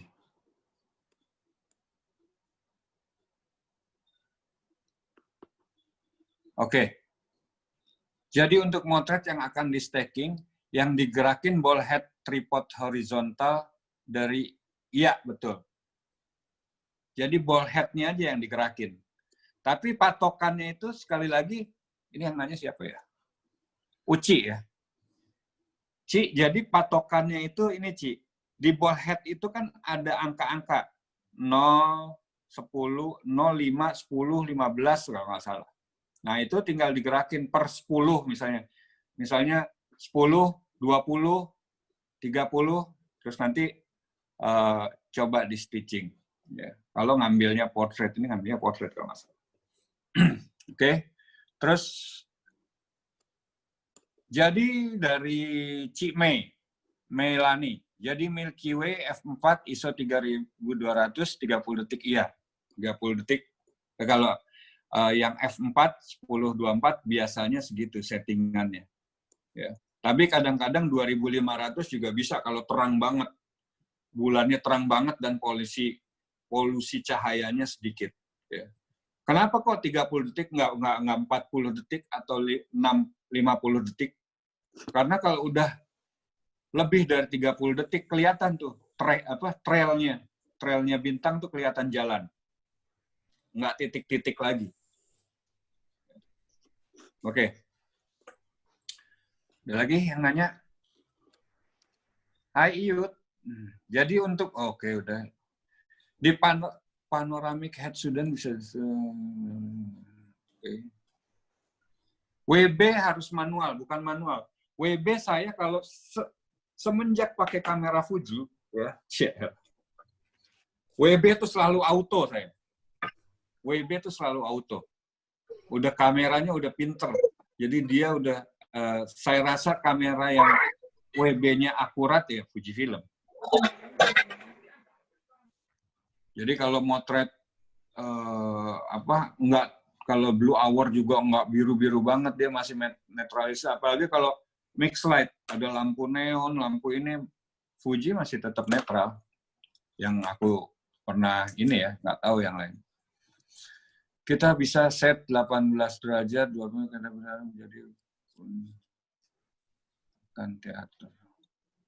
Oh ya. Ya. Kalau Star Trail gimana Om? Oke, kalau Star Trail. Kalau Star Trail. Ini pakai GFX 100. Tadinya hitam aja. Ini nggak ketahuan before afternya. Tapi ini saya ngetes, ternyata dinaikin abis foto malam, gila banget GFX 100. Oke, jadi gimana sih caranya motret Star Trail? Kalau motret Star Trail gimana Om? Tadi ada yang nanya enakan single shot atau interval. Oke. Kalau saya lebih suka yang single shot karena kalau interval itu kelihatan banget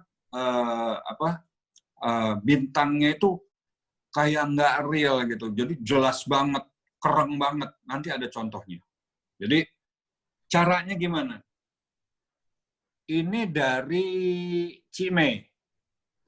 Oke, kalau udah tahu settingan motret Milky Way tadi settingannya f4 atau f28 tergantung lensa, 30 detik, ISO-nya aja yang 3200 atau 1600. Saya kasih ilustrasi.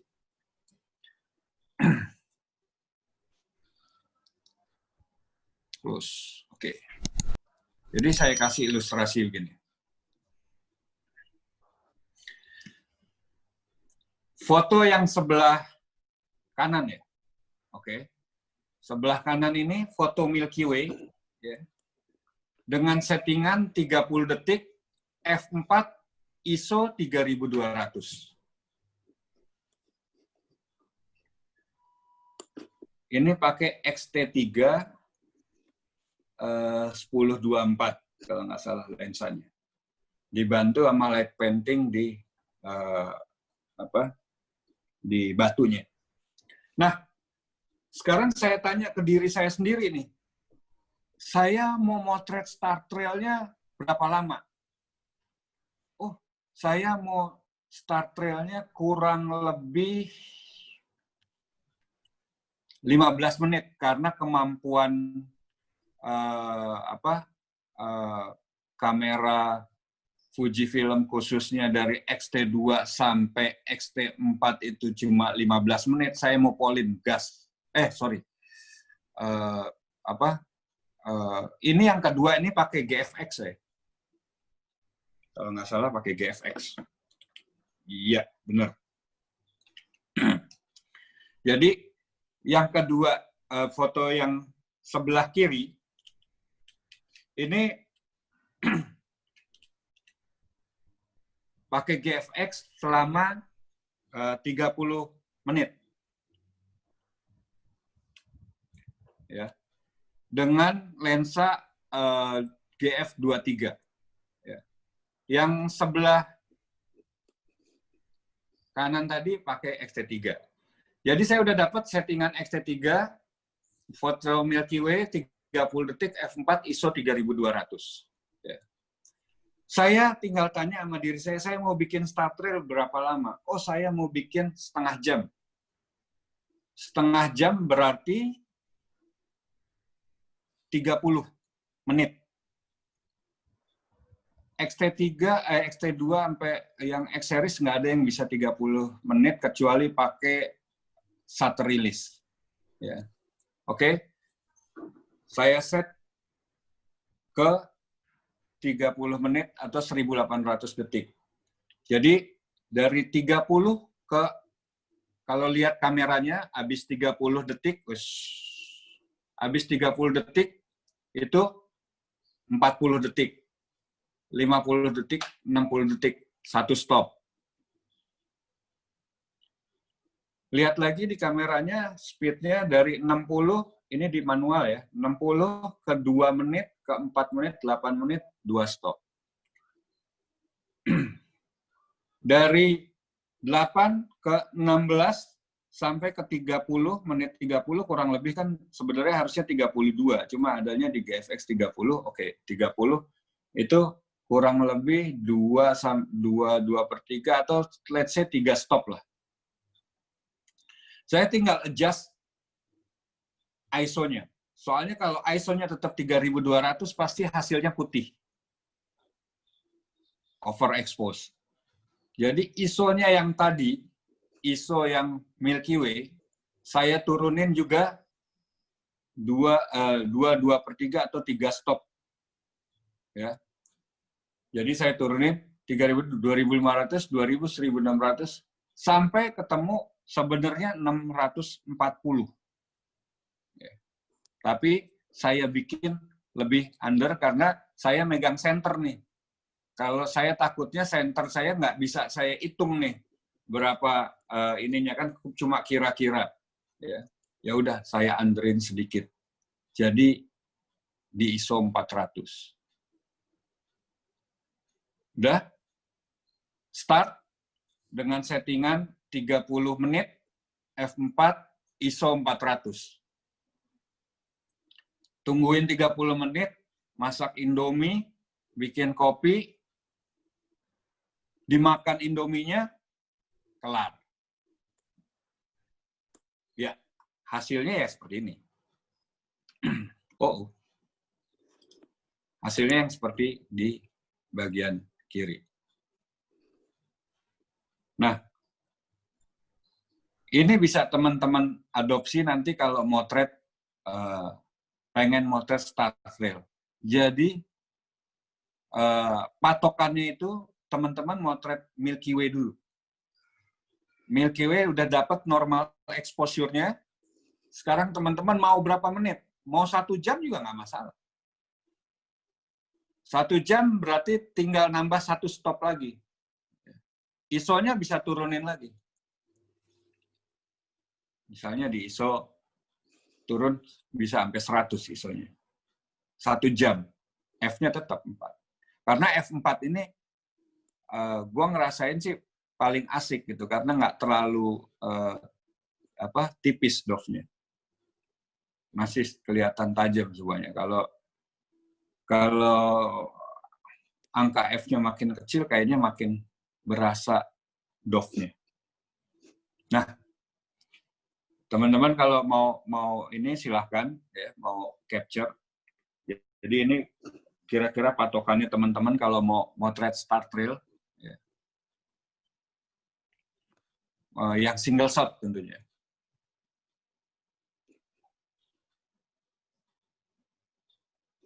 Oke, Deb, ini ada ini lagi, oke, mana ada requirement minimal berat tripod kah buat menopang berat? Oke, requirement minimal berat tripod. Kalau saya sih tripod tetap harus yang gede sih. Saya nggak percaya sama tripod yang kecil ya. Jadi tetap mindset saya emang tripod yang gede itu emang lebih kuat menahan getaran. Ball head-nya juga. Jadi saya lebih suka yang gede-gede tripod. Oke. Masukannya Om, tripod paling recommended buat landscape yang bikin nggak usah beli-beli lagi.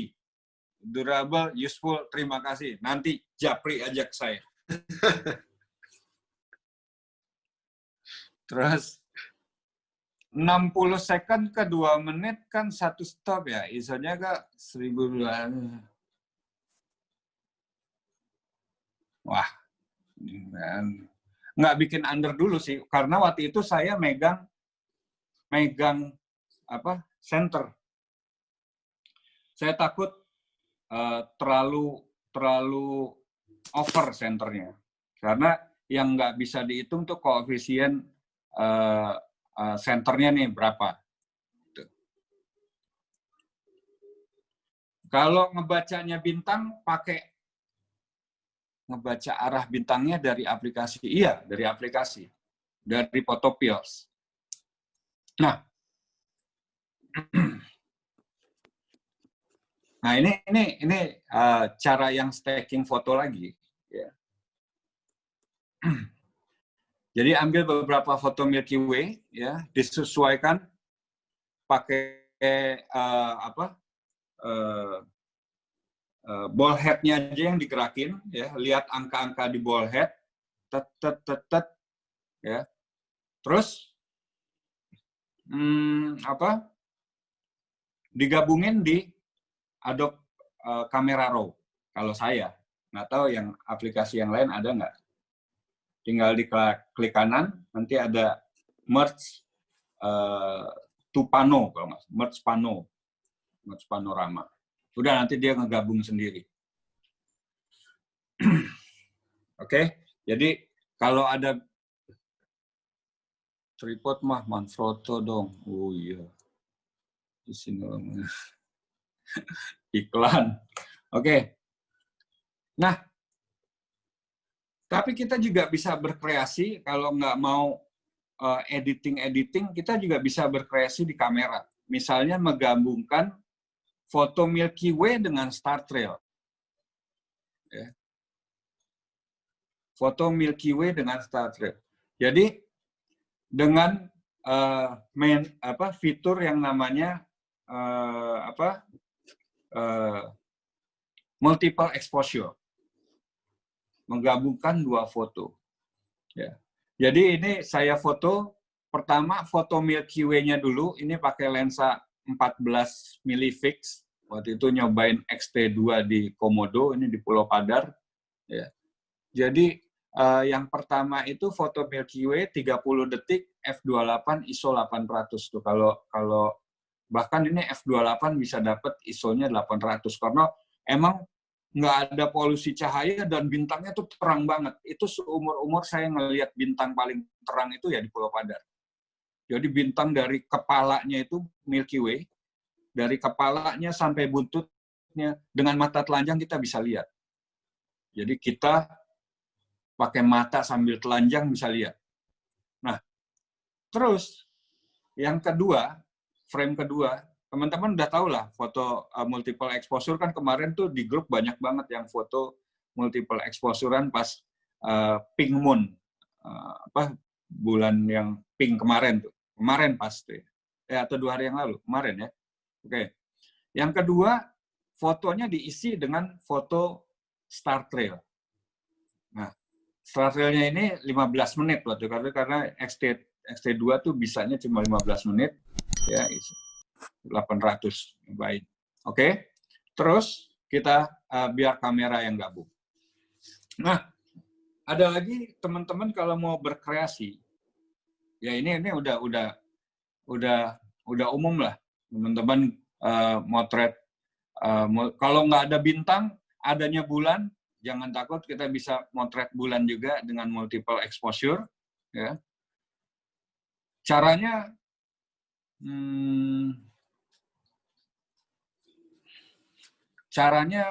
nanti ada videonya deh. Oke. Bulan di focal length waktu itu ini pakai 55200. Kalau mau ngambil foto bulan gini better sih pakai 55200 pakai tele. Ini waktu itu pas Blue Blood Moon ya. Kurang lebih tahun 2017-an apa ya kalau nggak salah, lupa. Nah, kayak itu di focal length 200, terus city light-nya atau city view-nya di focal length 55. Nah, hasilnya biasanya agak mendem. Nah, tinggal teman-teman adjust, ya, entah itu di Lightroom atau di Photoshop, di adjust, ada toggle yang white.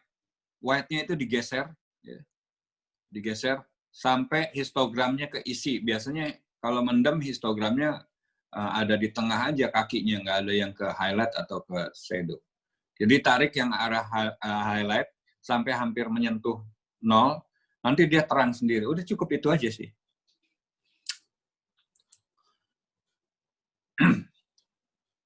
Nah, ini jadi kalau nggak ada bulan kayak sekarang kita bego di rumah gitu ya, gabut di rumah. Nah,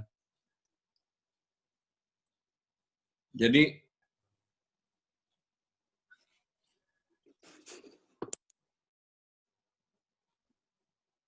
saya motretnya dari handphone.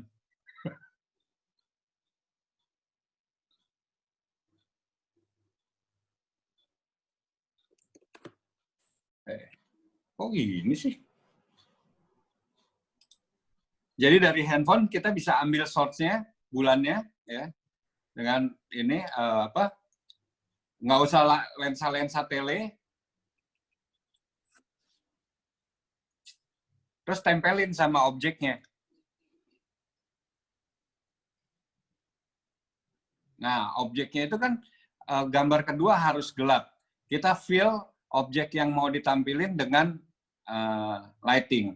Nah, prinsipnya seperti itu. Ini waktu kemarin gabut di rumah, jadi bikin foto gitu. Nah, foto-foto, kreasi foto-foto, multiple exposure juga bisa macam-macam. Kalau tadi yang gelap, yang terang juga bisa, ya. Atau mungkin yang lainnya. Nah, sampai sini ada pertanyaan nggak teman-teman? Nih capek juga nih ngomong nih. Iya, itu anak gue.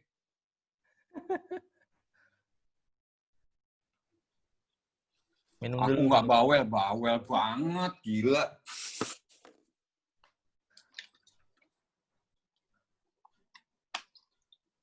Ada yang nanya? Belum ada. Belum.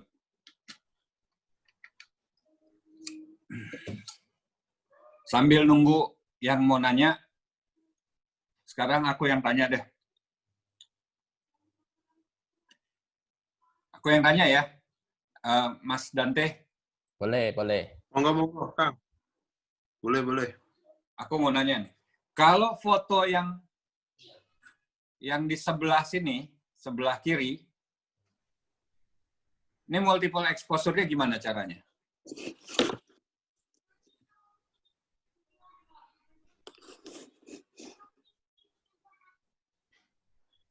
Multiple exposure bukan nih? Karena aku udah lihat sih, aku bilang itu bukan. Bukan. Caranya begini.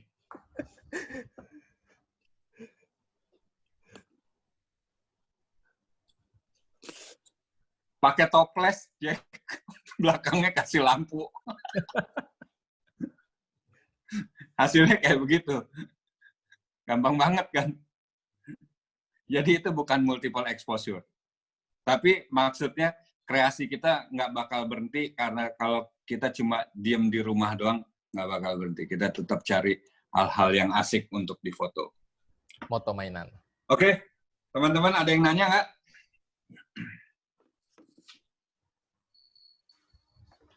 Ada nih. Ya. Cara nentuin Multiple under exposure. overnya kalau mau multiple exposure gimana, Om? Maksudnya gimana? Mau tahu? Cara Apa? nentuin under overnya kalau mau multiple exposure. Cara under atau over multiple exposure. Nah, ini dari Mas Melvern. Hah? Ini dari Mas Melvern nih. Boleh unmute? Biar ngobrol. Wah, ada yang mau tidurin istri, men. Gokil ya. Halo, Yuk. Yuk. kan kalau pakai multiple exposure di kameraku X-T100 kan kadang bisa gelap terangin. Nah, itu kadang buat blendingnya pas gimana Om? Ya. Ini untuk night shot apa enggak? Enggak. Untuk biasa ya, sehari-hari ya. Iya. Nah, memang gini, untuk kamera X-T100 XA series lah. XA series itu ya, terutama X-T100, XA5, XA7, XA3 ya. Itu karakter multiple exposure-nya beda karena dia nggak bisa merubah speed, diafragma dan ISO sendiri-sendiri, tapi dia kayak model kompensasi, iya kan? Iya. Kompensasi modelnya. Sebenarnya sih sama aja, ya. Tergantung kompensasinya mau kita setel apa, mau under atau mau ini. Tapi ininya nggak seleluasa kalau kita pakai yang menu multiple exposure di kamera X-T20 atau bahkan X-T10, X-T20, X-T30. Dia hanya kompensasinya yang dirubah. Tapi bisa di setel, kita bisa setel supaya tidak over exposure atau under exposure. Dan dia lebih gampang karena cuma ngeblend 2 foto. Kalau kamera-kamera yang X Pro 3 gitu, X-T4, X Pro 3, dia udah bisa sampai kalau nggak salah 8 frame, 7 frame, saya juga belum coba sih. Tapi agak lebih ribet karena saya biasanya cuma 2 frame aja. Jadi bisa itu di setel, bro, supaya tidak over atau under. Tapi memang nggak bisa dipisah speed, diafragma, dan ISO. Dia satu kesatuan, jadi gelap terang aja yang dimainin. Kompensasi aja.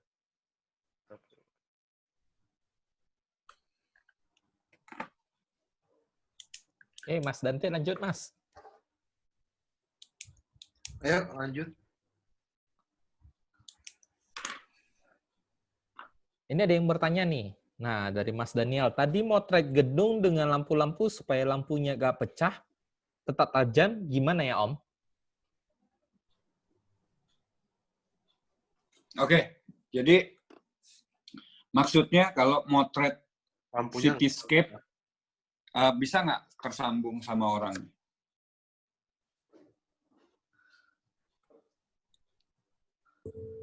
Ya, halo Om. Nah, Halo, Mas siapa? Mas Mas Daniel. Daniel. Oh, Mas Daniel. Oke, Dia mau gimana, nanya Mas? tadi kalau motret cityscape supaya gedung-gedungnya nggak pecah lampunya, gimana caranya ya? Pecah lampunya tuh maksudnya blown up gitu ya highlight-nya? Iya, ya blown up, ya betul. Iya. Jadi memang ada beberapa teknik dalam, memang gini, kamera itu punya keterbatasan untuk mengkoreksi baik shadow maupun highlight. Ya. Nah, ada beberapa cara untuk mengatasi masalah itu. Ya. Kalau ada yang namanya blending. Ya. Jadi kapan hari itu ya pernah Abner dan Warta kalau nggak salah ya pernah sharing tuh tentang blending tentang cityscape, ya. Cityscape. Jadi dia ambil exposure gedungnya sendiri, ambil exposure lightingnya sendiri, terus digabung. Ya, itu juga asik sih. Tapi sebenarnya memang ada beberapa kamera yang bisa mengakomodir kekuatan untuk menurunkan highlight atau menaikkan shadow dengan stop yang lebih jauh gitu. Contohnya misalnya GFX. Ya. GFX tuh kita bisa koreksi shadow, highlight dan shadow-nya tuh jauh. Ya. Nah, kamera-kamera lain bisa, tapi terbatas. Ya, terbatas. Jadi mungkin teman-teman banyak yang ngakalinnya dengan cara blending itu. Jadi misalnya signboard-nya nggak mau blown up, dia ngambil exposure signboard-nya sendiri, terus exposure gedungnya sendiri, gitu loh.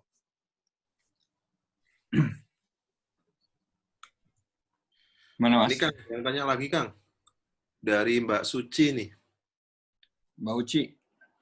multiple expo itu yang harus sama itu lensanya ya? Nggak bisa Iya. nggak bisa ganti lensa kan ya?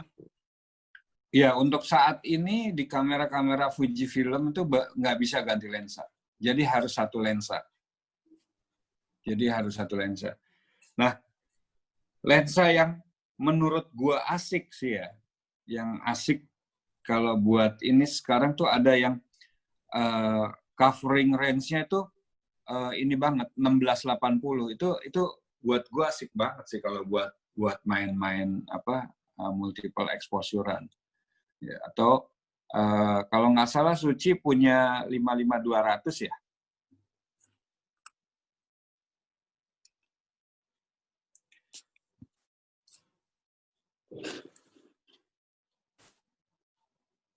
Iya, ya kan? Ya, pakai 55200 juga asik tuh, Ci.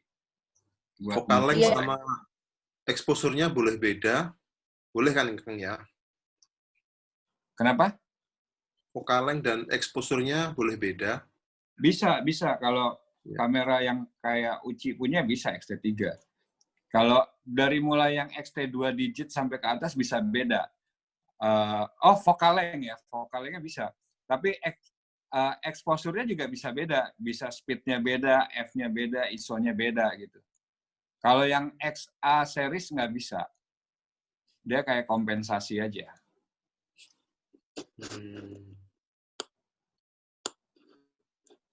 18135 juga asik nih. Kalau buat main multiple exposure-an. Ada yang nanya. Oh, kata Mah, seperti Elia Locardi dulu itu ya. Ya, itu salah satu caranya yang kayak Elia Locardi ini. Pernah kasih. Ya kita nggak bisa ini juga karena memang sekarang yang berkembang di dunia fotografi yang sekarang tuh banyak banget yang, tapi kalau saya sih nggak pernah melakukan itu. Jadi ya apa adanya aja, kalau emang nggak cover ya nggak cover. Kalau nggak saya ngukur exposure-nya ya ke ke lampunya itu. Ada lagi, udah serak nih suara. Prefer 1680. Iyalah, cerewet ya.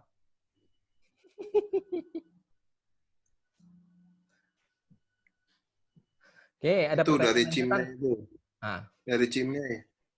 Kalau pakai filter clear night, ngaruh nggak ngurangin cahaya lampu pas cityscape? Oh, ngurangin cahaya lampu. Bukan, dia fungsinya bukan ngurangi cahaya lampu, tapi menghilangkan polusi. Jadi haze gitu bisa kebantu hilang tuh, tambah clear. Terus kontras nambah deh. Kontras nambah, warna untuk spektrum tertentu bisa tambah tambah kental warnanya. Itu bagus banget kalau dipakai saat blue hour, motret cityscape blue hour. Birunya tambah biru, wah keren deh. Coba deh. Udah pernah belum? Ini yang nanya siapa ya? Mei, Ratu TikTok, Mei. Oh iya. Ini ada lagi. Om boleh lihat foto yang cityscape bulan merah tadi nggak? Belum kebayang tekniknya. Tolong dijelasin ya. Oke, tekniknya itu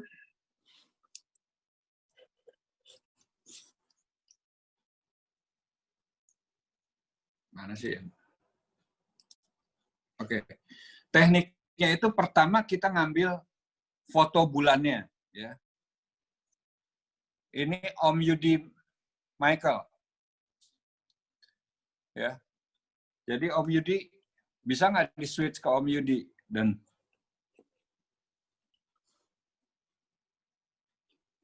Yang bisa nge-switch.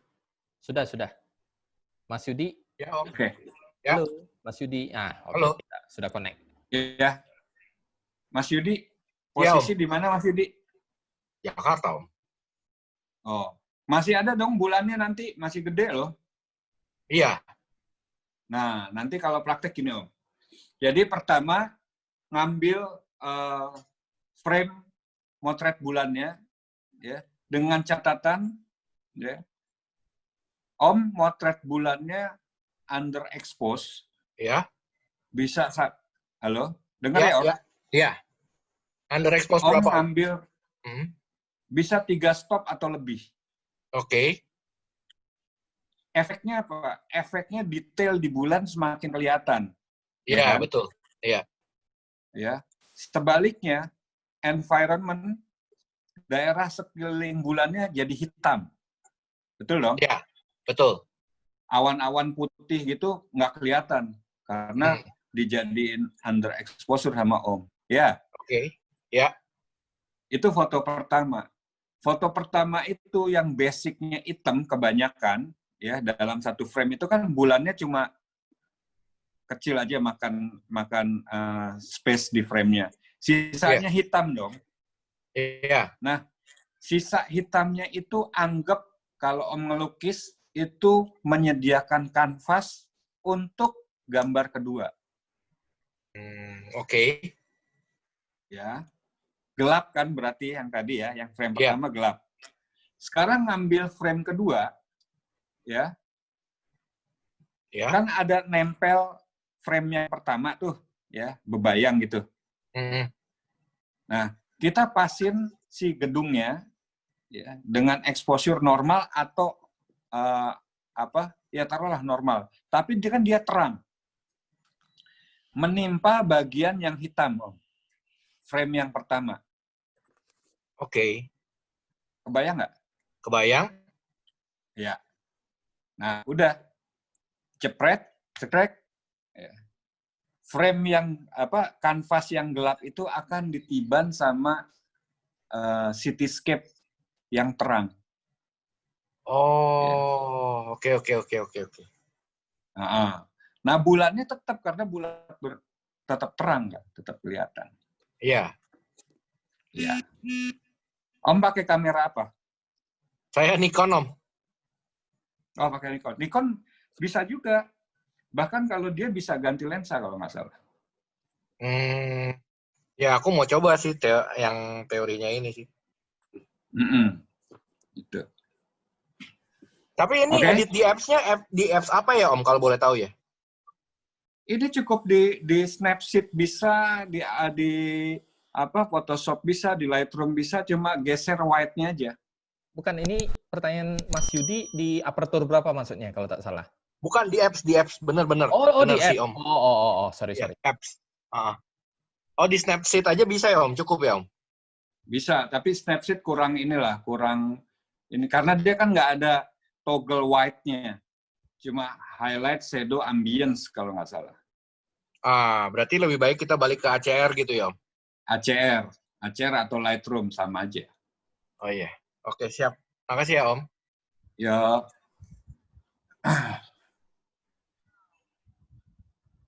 Ikut tanya, Kang, buat bikin efek sunstar yang ditabrakin ke objek, batu atau pohon atau objek lain, apakah sudah menggunakan aperture kecil?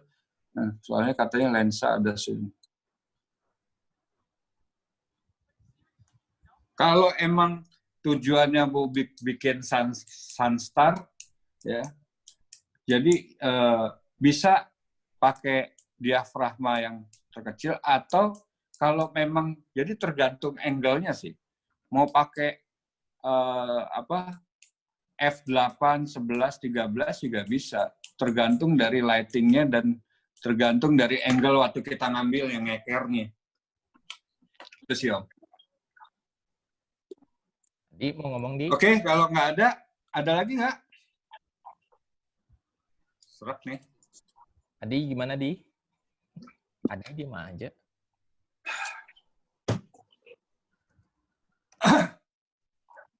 Oke, nggak ada lagi sih kayaknya. Nggak ada lagi ya nih ya? Nih Adi, berarti kondisional ya Om? Iya. Kondisional.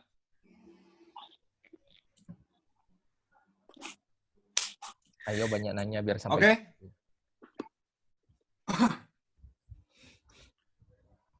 Ada lagi? Nggak ada, nggak ada. Nggak ada ya, alhamdulillah. Aduh. Oke, jadi sekali lagi terima kasih teman-teman ya. Ini udah 1,5 jam lebih. 2 jam. Hah? 2 jam. Hampir 2 jam. Pantes gue serak, men. Bener loh, gue baru pertama ini online gini, ternyata ini ya, ternyata nggak asik ya. Nyesel, Nggak nyesel. ada interaktifnya, nggak bisa ngelihat mukanya. Nggak bisa. Karena Kang Ya, Ari, muka-muka lo doang. karena Kang Ari itu Yang lain share nggak screen. kelihatan.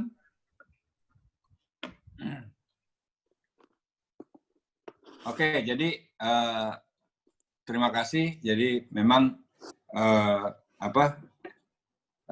FGI udah kasih kesempatan buat kita saling bertatap muka walaupun cuma di Zoom, ya. Dan kayaknya juga lain kali mungkin kita bisa bertatap muka atau langsung ke spot bareng-bareng kayak dulu lagi, bisa jalan-jalan lagi. Amin. Mudah-mudahan juga wabah COVID ini cepat berlalu. Teman-teman juga kita semua bisa ngelewatin semuanya sehat, ya, selamat tanpa kurang sesuatu apapun. Ya, amin. Amin. Oke, teman-teman, sekian dari saya. Terima kasih. Saya ingetin lagi, kamera itu hanya alat, ya. Ide dan kreativitas ya punya kita. Jangan tergantung sama alat, karena kamera terbaik adalah kamera yang kita miliki. Terpujilah. Thank you ya teman-teman ya. Oke, makasih sama-sama.